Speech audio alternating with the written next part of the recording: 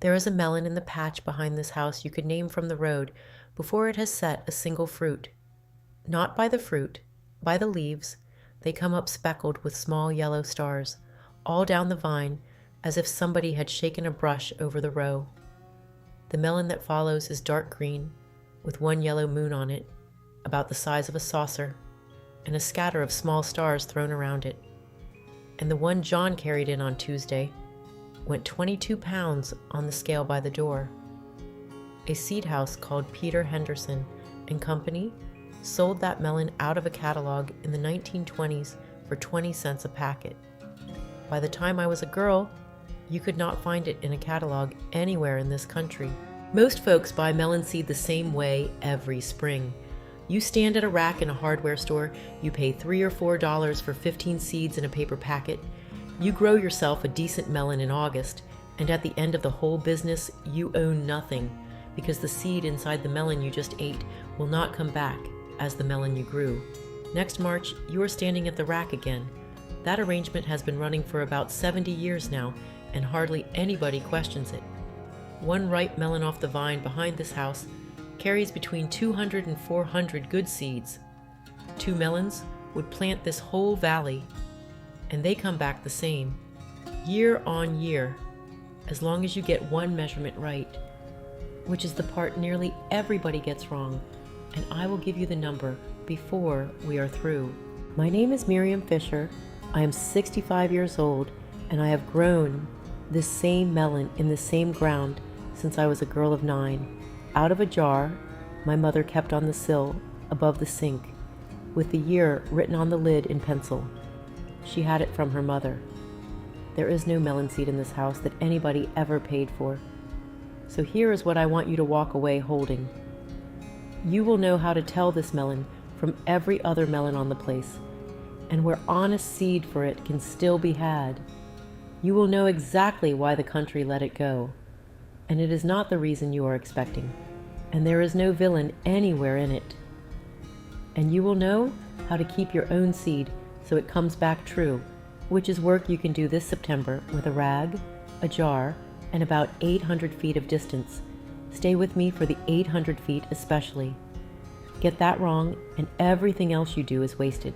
Start with what the thing looks like, because half the people who tell you they grow it are growing something else. The rind is dark green, near enough to black in a wet year, and smooth with a slight ridge to it. On that dark ground, there is one large yellow blotch, the moon, and around it, small yellow specks, anywhere from a pinhead to the size of your thumbnail. Those are the stars. No 2 melons in the row carry the same pattern. I have cut open melons with a moon the size of my palm, and melons with no moon at all, only a spray of stars across the shoulder. The fruit runs oblong, not round, and comes in between 15 and 25 pounds. Inside, the flesh is sweet and a reddish pink, and the seed is mottled brown, not black and not white. But the sign that matters comes long before any of that. The leaves carry the same yellow speckling as the rind. In June, when the vines are running, and there is nothing on them but flowers, you can stand at the end of the row and see the stars on the foliage. That is not a small thing. That is how the melon was found again, after the whole country had misplaced it.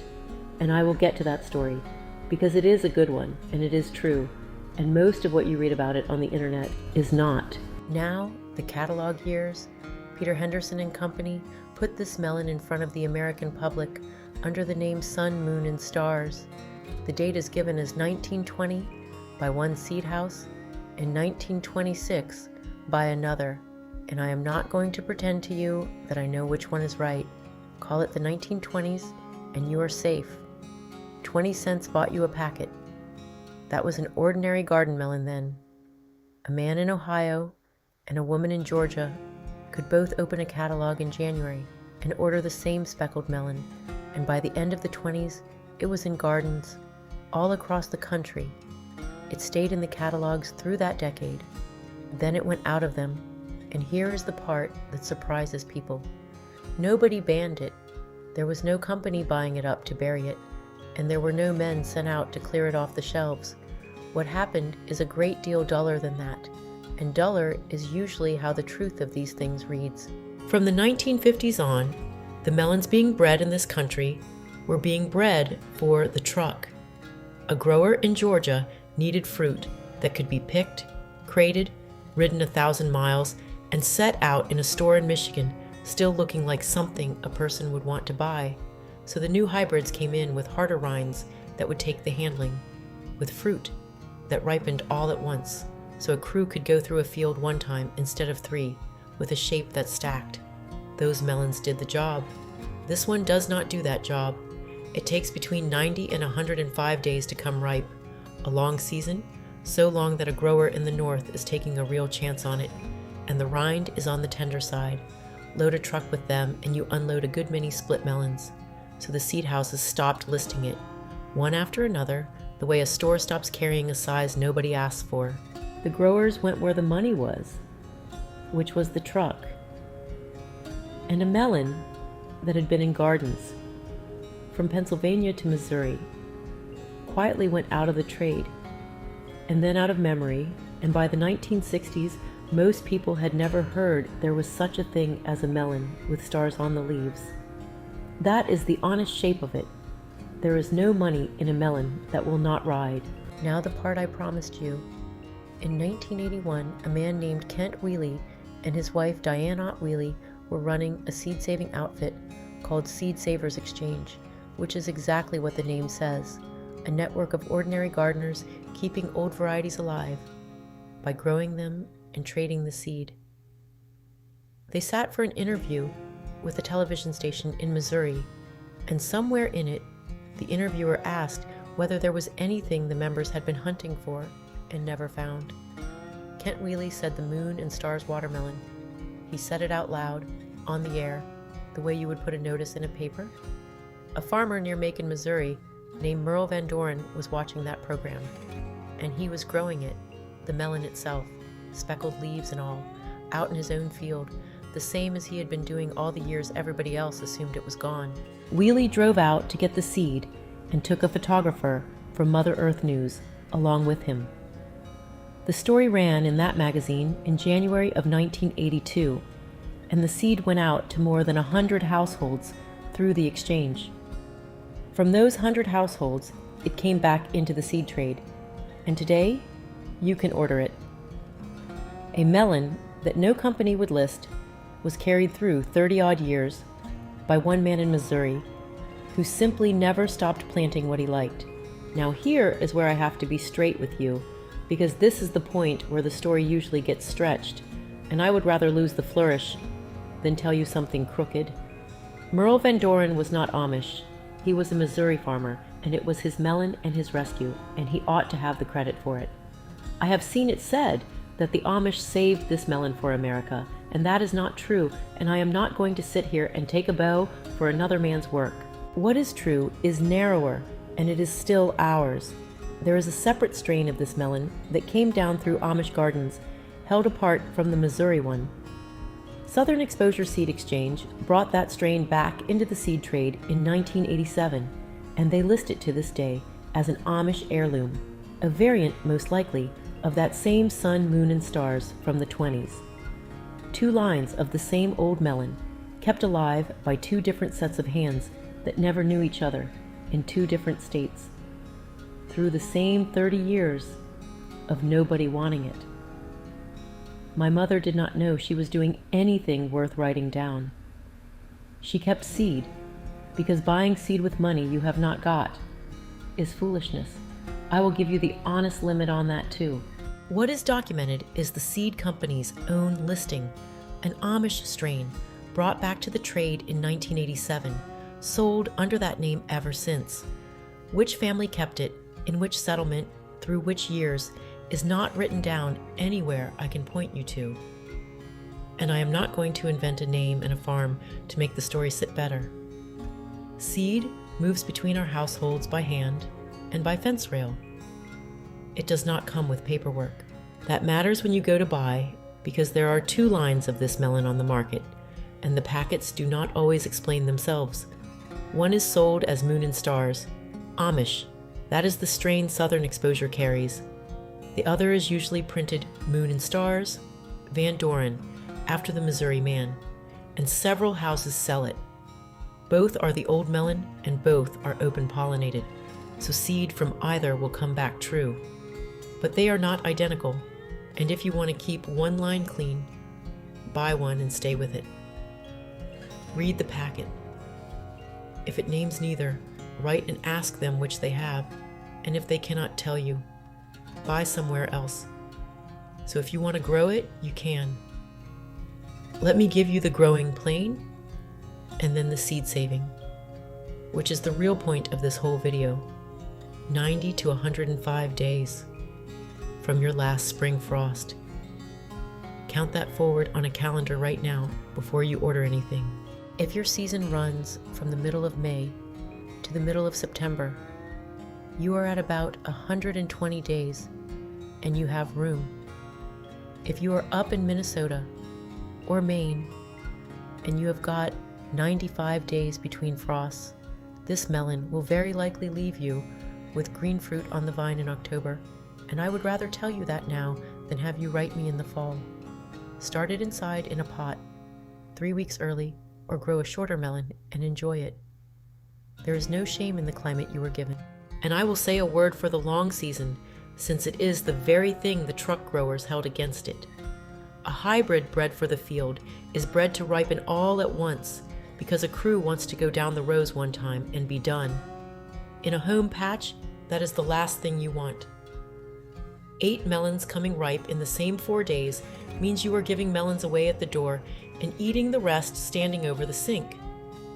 Ours come in over 2 or 3 weeks, a few at a time, the way a family actually eats.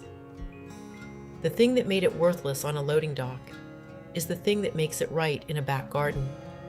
It wants heat, full sun, and room. The vines run.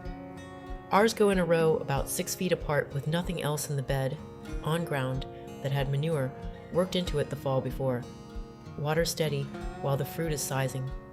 Once the melon has got its size and the tendril nearest the stem has dried brown, ease off the water and let the sugar come up. A melon swollen with water the week before you cut it will taste like water, and that is the most common disappointment there is in a home patch. Now, the seed. You want the seed out of a melon you let go fully ripe on the vine, not one you picked early to be safe. The seed inside an underripe melon is not finished, and it will show you next summer when half your hills come up thin. Cut the melon, eat it, and keep the seed as you go. 200 to 400 out of one good melon, and you will not want a fraction of that. So keep the ones from the melon that pleased you most, and let the family eat the rest without ceremony. Wash them in a bowl of plain water and rub them between your fingers to get every bit of pulp off. Pulp left on a seed draws mold in the jar, and mold in the jar is the end of it. Pour the good seed out on a plate or a screen. A screen is better. Air gets under it, and set it somewhere out of the sun, indoors where it is dry. Give it a week. 2 if your house is damp. A seed is dry enough when it snaps rather than bends. Then into a jar with a lid that seals and the year written on the lid, and the jar goes somewhere cool and dark. Not a windowsill in the sun, not the top of the refrigerator, which is the warmest shelf in most houses. Stored that way, melon seed will come up for you for 3 to 5 years, which means one good melon this September is your seed through the end of the decade, and enough left over to hand across the fence to 4 neighbors. Now the 800 feet, and I want you to hear this one properly because it is the whole difference between saving seed and wasting an afternoon. This melon is open pollinated. That means the seed comes back true. The same melon, the moon, the stars, the leaves, all of it. And that is the reason it can be handed down for 100 years. But it comes back true only if the flower it grew from was pollinated by another one of its own kind. The bees do not know that. A bee will work your melon in the morning, cross the hedge, work whatever melon your neighbor has in his patch, and come back to you, carrying his pollen.